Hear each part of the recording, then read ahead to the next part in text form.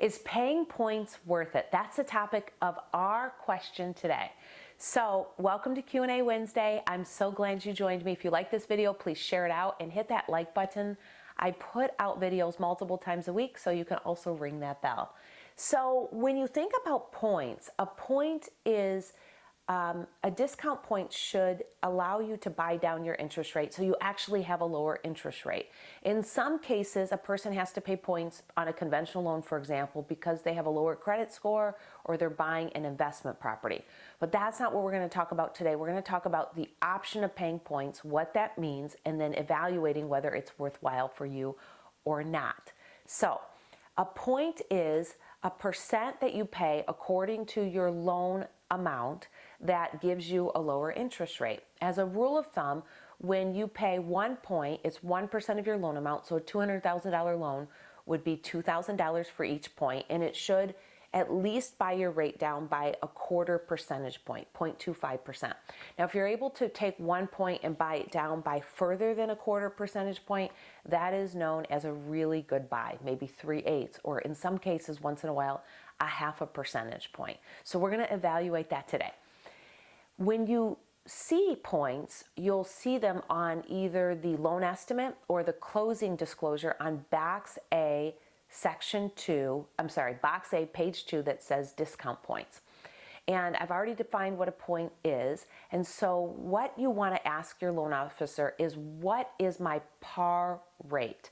What is my rate without any points? That's called a par rate. From there, if you take a higher interest rate, then you would get a lender credit from the loan officer for those excess funds.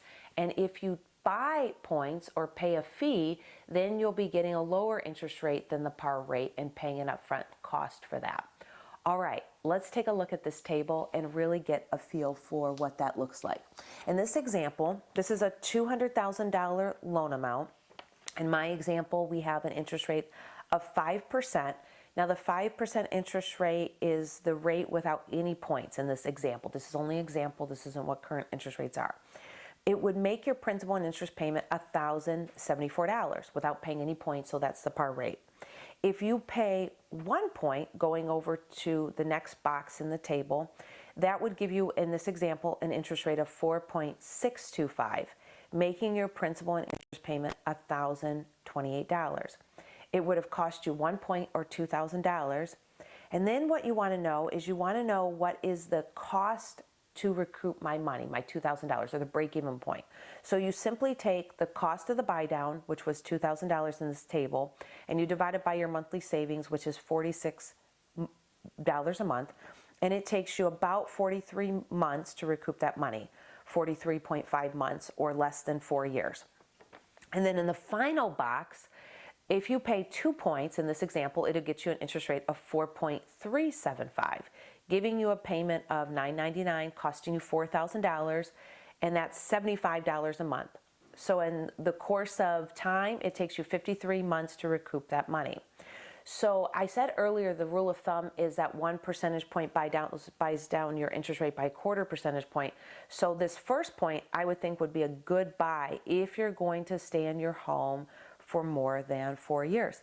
And then underneath that, it shows you, if you were to stay in the loan for all 30 years, how much you'll pay in interest. So you'll save yourself some really good money if you pay points, if you're planning to stay in your loan and the home for the full duration of 30 years. $191,600 versus $175,000 and $164,000. So in evaluating this, what your key takeaway points are is that, in my opinion, you should always be able to recoup your points or your fees within 5 years. If you can't, then what happens is, if it takes 6, 7, or 8 years, you're only giving money back to the bank every month to earn your money back that you paid in points. So evaluating what your break-even point is really, really important. You can either do it yourself or ask your loan officer to do it, and that's how they go about calculating it. And then the second question is how long do you plan to live in the home? Are you planning to, is this a 10-year home for you? Do you plan to live in the house for 15 years or just 5 years? So in evaluating things, you'll want to know how long you're going to be living in the house, because the longer you're living in the house without refinancing, the more that these points benefit you. So I am licensed in multiple states. If you have a question for me regarding mortgages, I'm here to help. Please message me or give me a call, and I love servicing my clients. Thank you so much for watching, and have an amazing day.